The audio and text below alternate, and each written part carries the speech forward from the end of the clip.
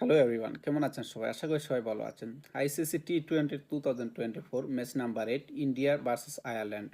তো এখানে আসলে ইন্ডিয়াকে আপনারা সবাই সাপোর্ট করবেন, যেহেতু ইন্ডিয়া একটা শক্তিশালী দেশ, যার কারণে ইন্ডিয়াকে আপনারা সবাই সাপোর্ট করবেন।